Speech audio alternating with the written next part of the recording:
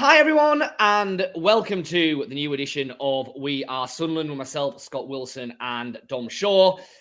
Quick shout out before we start to our sponsors as ever, the Fans Museum, obviously in Sunderland, and Cospex Opticians. Thanks very much for their support. Thanks for watching. If you're watching on the YouTube channel, then please like and subscribe. Drop us a comment. Let us know what you're thinking about all things Sunderland.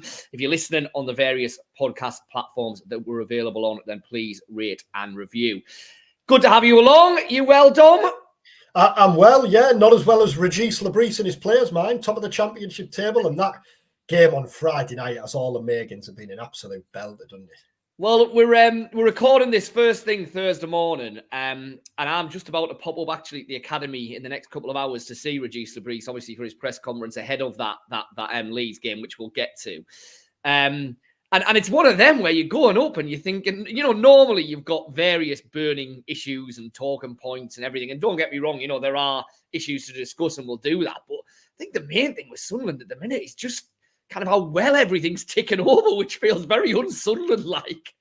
Yeah, and I know we're going to get to it, obviously, but I think to bounce back twice now from defeat with comfortable victories is all you can ask, really, hasn't it? Because all it's done is ensured that the momentum just keeps ticking over and that they haven't clearly Sunderland are going to lose games. There's going to be setbacks this season, but the way they've just so quickly shrugged them off. And I think Labrise deserves credit for that because he's so understated, isn't he? And yet ruthless at the same time. But he's clearly helped the players just put those mini setbacks behind them and get back to winning ways. And that win midweek against Derby felt important, didn't it? Because it comes on the back of a defeat. Then there's the Leeds game, which obviously we're going to talk at length about. But that is probably the test of the season so far.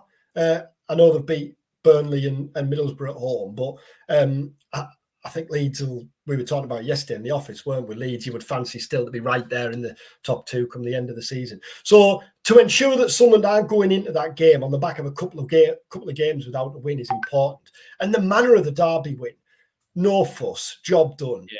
In that sort of game, they're the type of wins you need, aren't they, if you're going to be challenging at the top end? Yeah, we'll get on to the Leeds game in a second, which is obviously looming large and should be a cracker. Stay tuned, by the way, because we do have news of a ticket competition that's on the site to win tickets for that Leeds game. Obviously, you're not going to have very long to enter. A couple of things that have kind of come out the last couple of games. Wilson Isidor, I mean, the narrative in the summer, to a certain extent, was yet again Sunderland didn't have a striker. Well, they found one in Mayenda at the start of the season. He's obviously not available at the moment. They found another one, I think, in Wilson Isidor, who was back on the score sheet in midweek.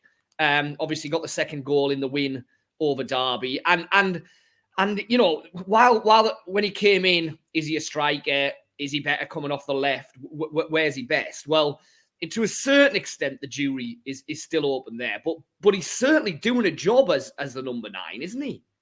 Undoubtedly. And last week we were praising Christian Speakman, weren't we, for the work Sunderland did in the summer? Well, Here we go again because, Isidor was clearly an unknown quantity. But the suggestions seemed to be, Speakman told us, didn't he, that he's comfortable off the left. He can play both. But the suggestion certainly wasn't that this fella is an out-and-out striker and he's going to be a number 9 this season. It was more, he's a versatile forward. He can play up front, but he's also comfortable off the left. And if we don't bring anyone in to replace Jack Clark, then he's more likely to play his football off the left.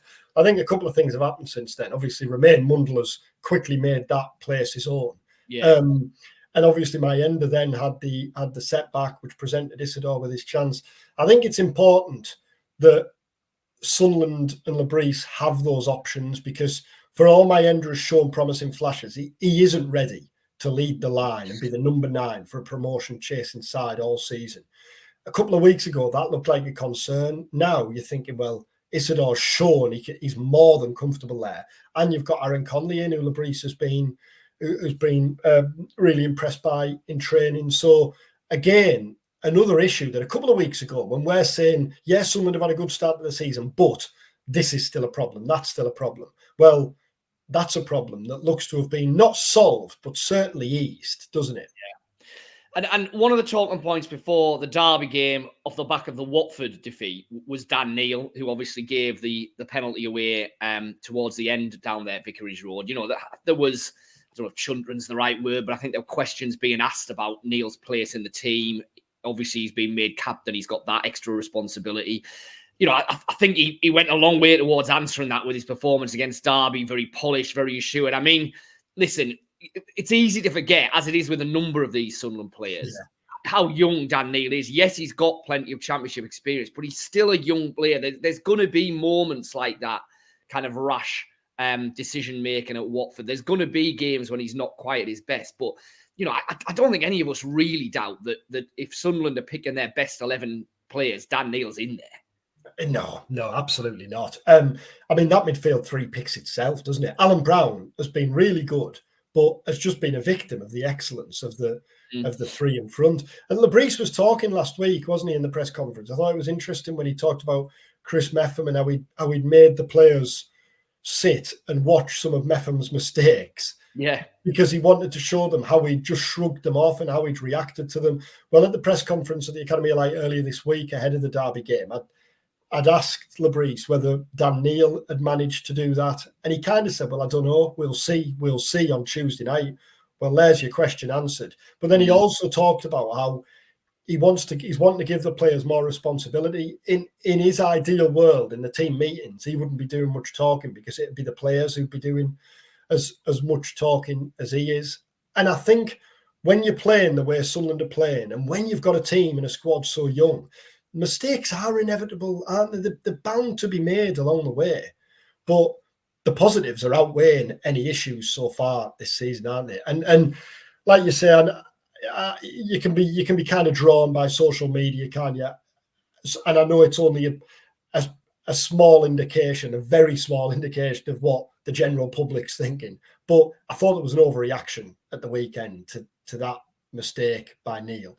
How many errors has he made since he burst into the team, and how important has he been? And yeah, I thought it was great that he reacted in the way he did on Tuesday night, and the team as well, just to get back winning.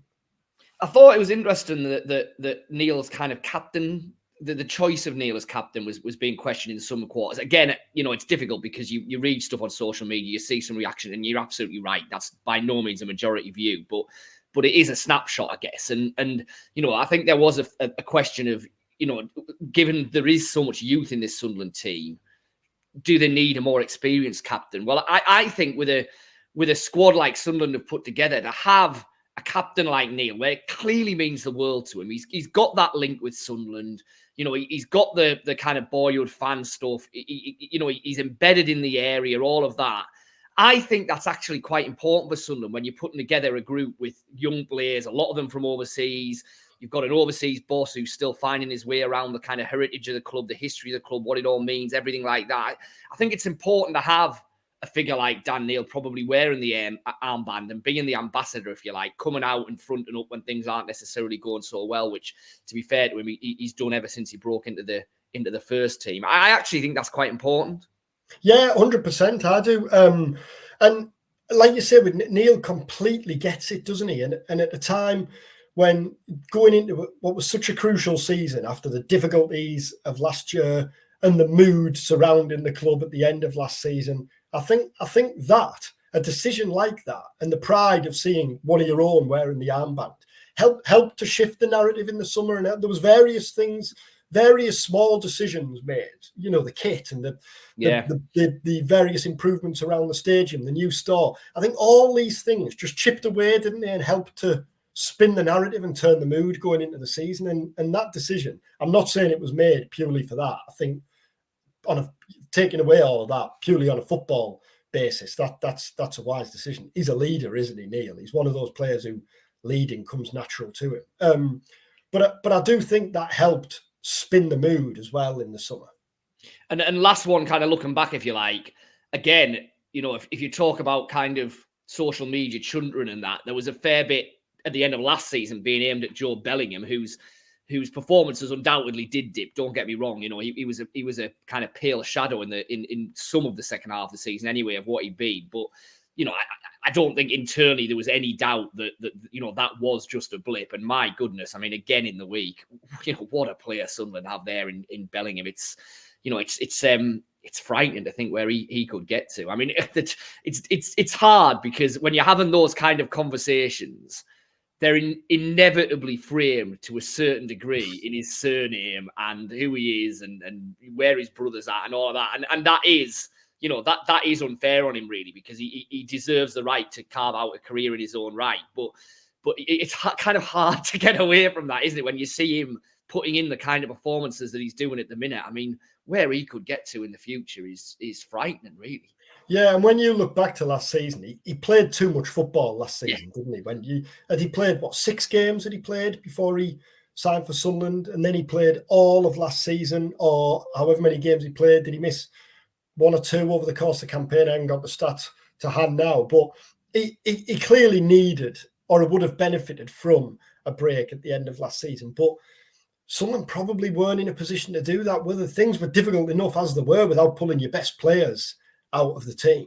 But I think he's found another gear, another level this season. He's kicked on again, hasn't he? And like you said, you don't want to keep mentioning the age, but it's staggering at the age he's at. And this is just his 2nd full season in the Championship.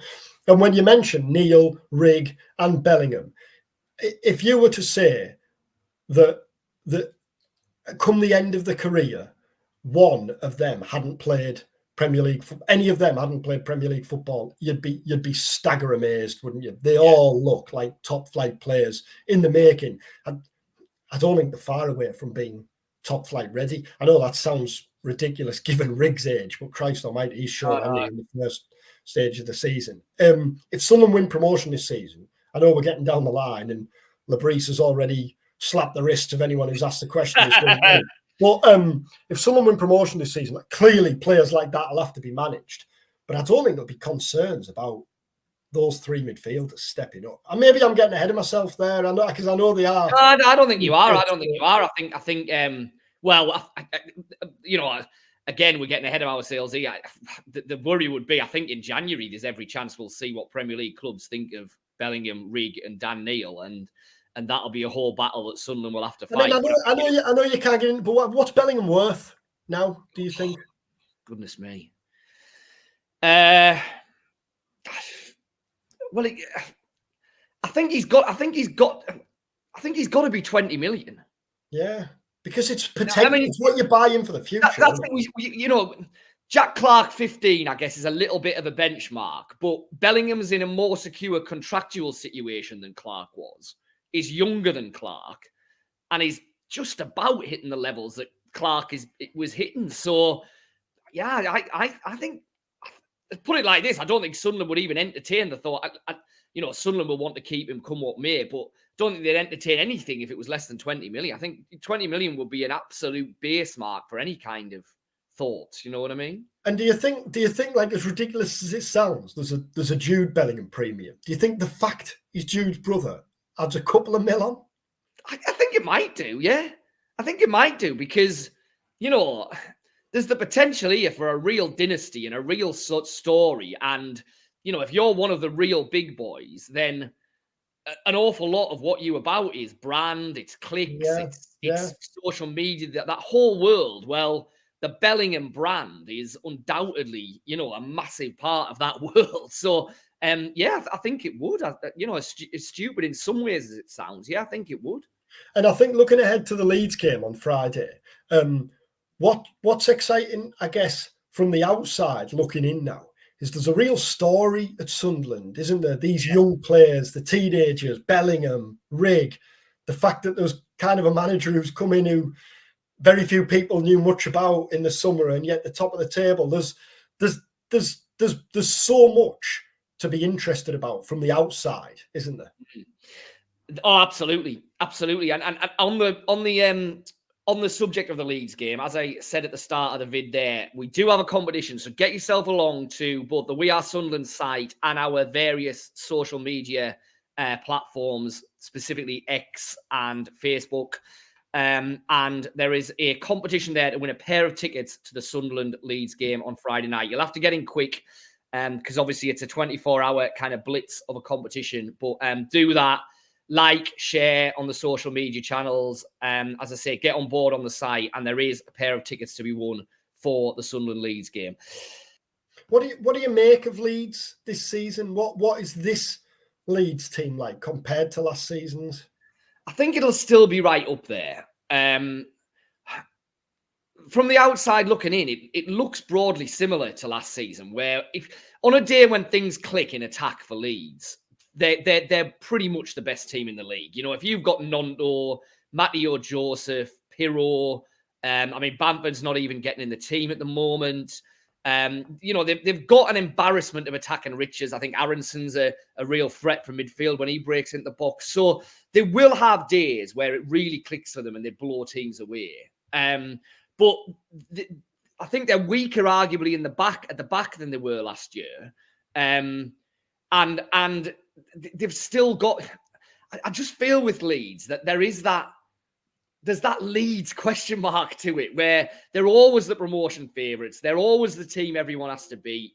And yet they just can't quite get over the line, can they? And that still feels like a bit of a kind of albatross around their neck that you know, is this going to be the year when Leeds get over the line? Well, they've got a chance, but I think they're just one of a number of teams who are going to be battling it out at the end of the season. And you know, Sunderland have every right to be absolutely part of that equation, and I think they will be. But to a certain extent, Sunderland are coming from it from a point of view of it's a bit of an adventure with this young side, isn't it? We don't really know what they're capable of. Let's see. Whereas, well, Leeds have to finish in the top two. If Leeds don't finish in the top two, it's a failure. If they then get in the playoffs and don't get up via that, it's a massive failure. So I think that's always going to be an issue for Leeds when they're competing up near the top end of the championship. But like I say, I still think attack-wise, when it clicks for them, they're as good as there is in the league.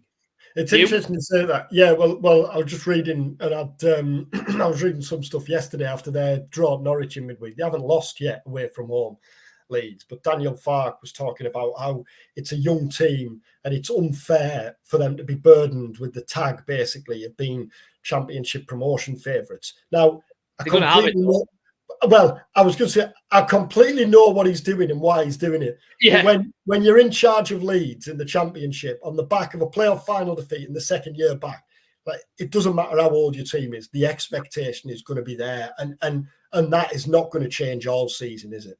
No. And I do think, you know, I kind of jokingly said it there, but I do think at the moment that's something that's playing in Sunderland's favour, that they don't have that. You know, there's an awful lot of teams in this league that right from the word go this season had to win promotion. Clearly all the relegated teams. I think you definitely throw Leeds into there. I think to a certain extent, Norwich probably still tick that box. I think West Brom probably still tick that box. I think Middlesbrough had to be in the top six.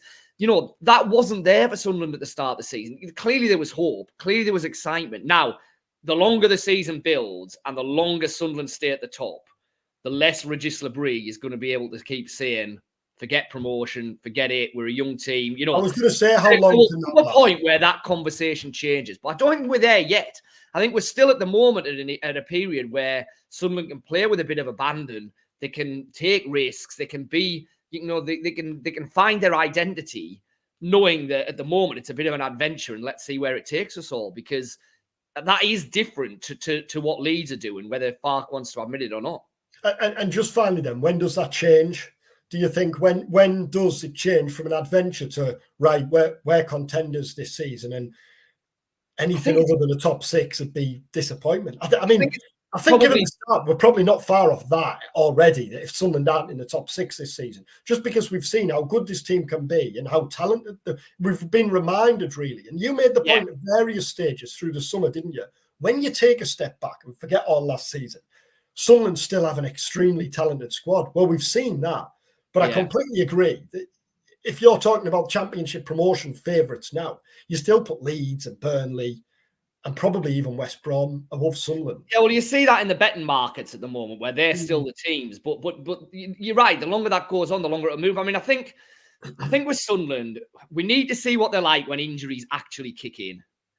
We need to see what happens in January. You know, and I kind of jokingly said it earlier, but I think there will be interest in these players, and can Sunderland dig in? Can they hold firm? I think that's going to be absolutely vital. And then, you know, it's working so far with Mayenda and Isidor.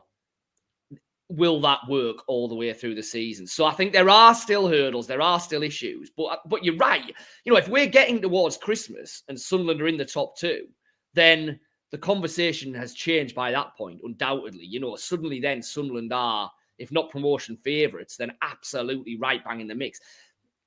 I'm sure some supporters will be watching this screaming at the screen or their podcast or their phone or whatever, saying, don't, you know, why are you being so cautious? Why are you being so negative? We're a promotion. You know, we're top of the league. Why on earth shouldn't we be thinking we should win this league? Totally understand that, see that. I don't think we're quite there yet in terms of Sunderland should be expecting promotion. Leeds fans will say we expect promotion, regardless of who the squad is, whatever.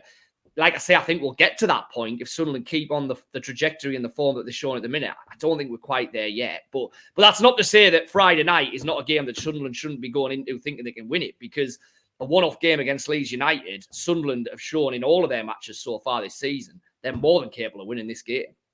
And a home win over Leeds accelerates that expectation. Absolutely. And accelerates the feeling from the outside that Sunderland are absolutely there. How's it going to go on Friday night? I think one thing that we haven't quite touched on, very last thing, I think what's going to be interesting is, will Sunderland's defence look as good against Leeds as it has all so far this season? Because that's gone under the radar a little bit. There's been an awful lot of talk about Mayenda, Isidor, Jobe, Neil, Rigg, Roberts, all the exciting Mundle, all the exciting things that have happened. Actually, Sunderland's defence has been way better than I think a lot of us thought that it might be on the evidence of the second half of last season. So I think that's going to be interesting tomorrow night, because I do think if Leeds click in attack, they have a lot of weapons and they're a real threat.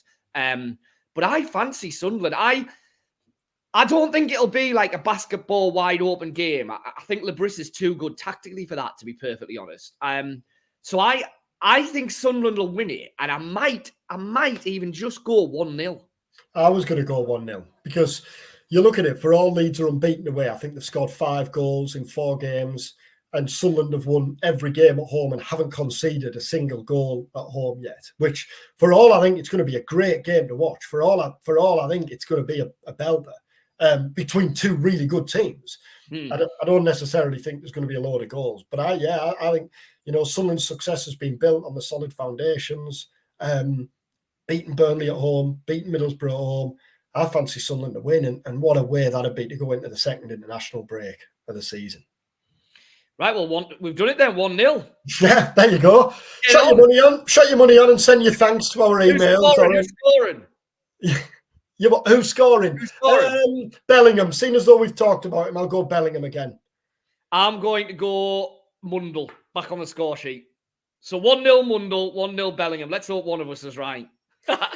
Well, as Scott said, you've got a few hours to subscribe to We Are Sunderland for just £1 for 6 months, or £12 for the full year, to be in with a chance of winning those Leeds tickets tomorrow night. We've got a pair of tickets to give away, and the winners are getting selected on Thursday night. So act quickly on that one. If you are going to the game, enjoy it. If you're following from afar, then obviously keep an eye on We Are Sunderland for reaction and analysis over the course of the weekend. Enjoy the game, enjoy your weekend, and we'll be back at the start of next week to hopefully reflect on another Sunderland home win.